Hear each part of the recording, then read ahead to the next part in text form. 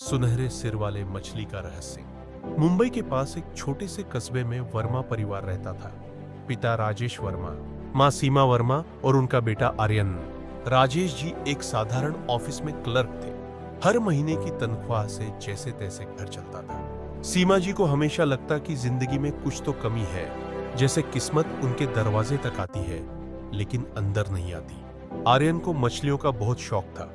एक दिन वह स्कूल से लौटते वक्त रास्ते में एक छोटी सी पालतू जानवरों की दुकान पर रुक गया। वहां उसे एक खास मछली दिखाई दी। उसका सिर सुनहरे रंग का था, जैसे किसी ने उस पर सोने का पाउडर छिड़क दिया हो। उसकी आंखें चमकदार और पूंछ रेशम जैसी हल्की लहराती हुई थी। दुकानदार ने कहा, बेटा, ये मछली बहुत भाग्यशाली है, लेकिन इसे संभाल कर रखना। अगर इसका ध्यान अच्छे से रखो तो ये खुशियां लेकर आती है। आर्यन ने मोलभाव किया, अपनी पॉकेट मनी के सारे पैसे दे दिए और मछली लेकर घर पहुंच गया। सीमा जी ने हंसते हुए कहा, अब ये भी देखो, खाने को पैसे मुश्किल से पूरे पड़ते हैं और ये मछली लेकर आया है। लेकिन राजेश जी ने मुस्कुराते हुए कहा, कोई बात नहीं, बच्चे का शौक है। मछली घर में शांति लाती है। कहते हैं ना, जल में लक्ष्मी रहती है। चलो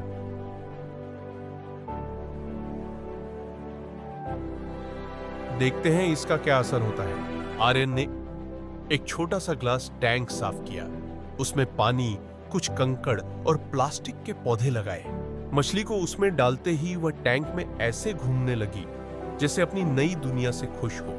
अगले ही दिन राजेश जी ऑफिस पहुंचे तो देखा कि उनके बॉस का मूड बहुत अच्छा है। उन्होंने कहा, राजेश, तुम्हारी मेहनत देखकर हमने तय किया है कि तुम्हें सीनियर क्लर्क बनाया जाए, और हां, तनख्वाह में भी बढ़ोतरी होगी। राजेश जी को यकीन नहीं हुआ। वह घर आए और खुशी से झूम उठे। सीमा प्रमोशन मिल गया। सीमा मुस्कुराई, कहीं ये उसी सुनहरे सिर वाली मछली का असर तो नहीं। एक हफ्ते बाद सीमा जी ने मोहल्ले की महिलाओं को अपने हाथ से बने पापड़ चखने को दी। सबको इतने पसंद आए कि उन्होंने ऑर्डर देना शुरू कर दिया। देखते ही देखते सीमा जी का छोटा सा होम बिजनेस चल पड़ा। अब हर दिन घर में हंसी की गूंज थी। आर्यन अपनी मछली को देखकर कहता, गोल्डी, तू तो सच में हमारी किस्मत बदल रही है। एक रात बिजली गई हुई थी। गोल्डी अपने टैंक में अजीब सी चमक बिखेर रही थी।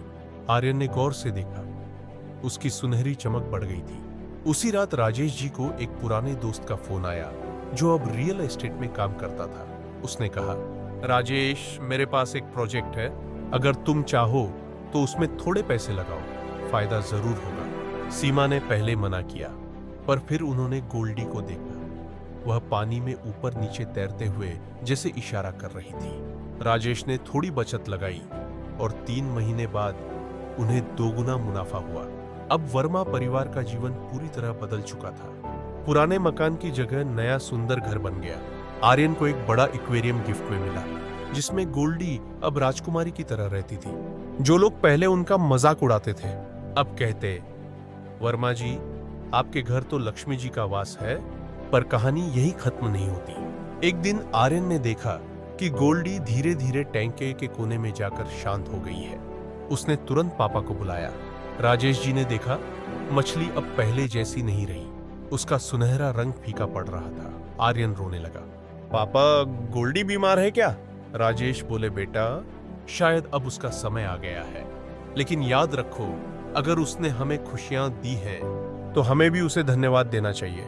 सीमा ने धीमे से कहा, हो सकता है गोल्डी सिर्फ किस्मत नहीं, हमारी मेहनत की पहचान थी। जब हमने खुद पर भरोसा किया, तभी तो सुख मिला।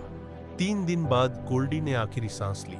आर्यन ने उसे बगीचे में दफनाया और वहां एक छोटा सा पत्थर रखा जिस पर लिखा था, धन्यवाद गोल्डी, तूने हमें सपने देखने की हिम्मत दी। कुछ महीनों बाद राजेश जी का बिजनेस अब अच्छी तरह चल रहा था। सीमा का पापड़ ब्रांड अब शहर भर में मशहूर हो गया था और आर्यन को स्कूल में साइंस प्रोजेक्ट में पहला पुरस्कार मिला।